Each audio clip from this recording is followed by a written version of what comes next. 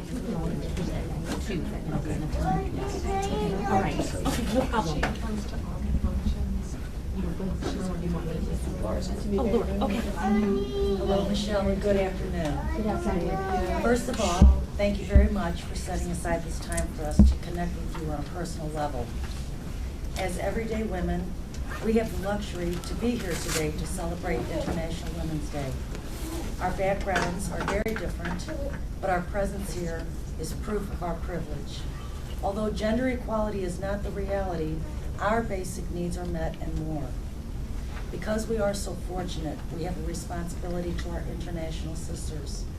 We come to you with their stories to share how policy is personal. War is not a budget item, a business deal, or a philosophy. It is a way of life for our sisters who could not be here to tell you their stories, and has been a way of life for a few of us here in this room. Please meet Jean Abbott, the director of the Center for Survivors of Torture and War Trauma. Jean. I met you before, Michelle. Yes, ma'am. Yeah. And I want to thank everybody who's here supporting these brave women.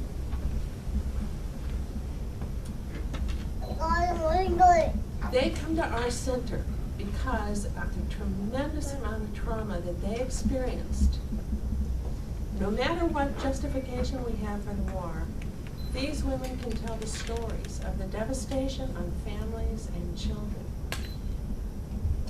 and themselves because of war. War does not discriminate.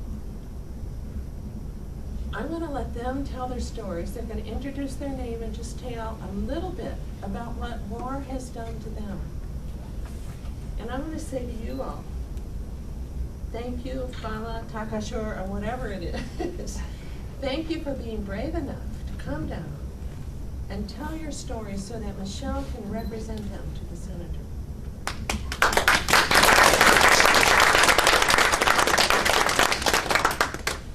They are my heroes. And I am really grateful from Iraq, and her sister is with her. My name is Suhaira Nasir. I'm from Iraq. I'm from South Iraq. Actually, my story is a very long story, but I'm just gonna make it short. I'm against the war, especially in Iraq now. Saddam, he's gone, and we need to stop the war, because what happened to me, to my sister, to my family, I don't want it to happen to anybody else, because we've been suffering a lot. I've been suffering from 86 until now. I've been here in the United States from 91, and I left my family there. What happened to me, I guess, it's very, very long story. And what happened after when I left Iraq, what happened to my family and to my sister. My dad, he is the general manager of the bank in South Iraq.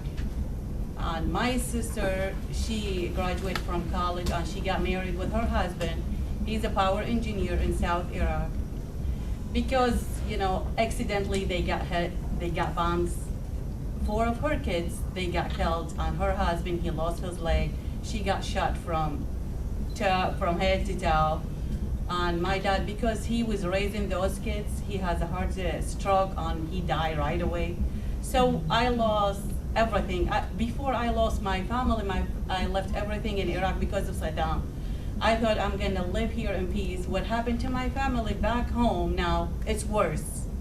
So I just want the war to stop. I'm against the war. Before, I was with them when they went there to get Saddam, because what happened to me is really bad. So now, what happened to my sister is worse. And what happened to those people, every time I talk to my mom, every week, they have no power, no water, no medicine. My mom's sick, we don't know where to put her. There is no hospital, there is no medicine, nothing. We thought everything is gonna be, after Saddam, is gonna be better, but now it's getting worse. So we need to stop that, and I want it to stop, you know, as soon as possible, but please. You know, that's what my story. And I leave my phone number if you wanna hear my story for everybody. My story is really bad, but because it's short time and everybody wanna tell their stories, but I'm here just to say, please stop the war, because it's getting worse and worse. People get killed every day. Thank you.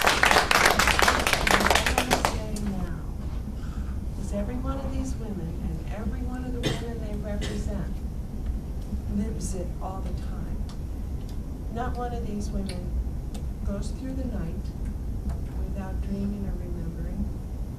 They don't watch TV without living it again and seeing it again. They don't see children without remembering. Every one of these women represents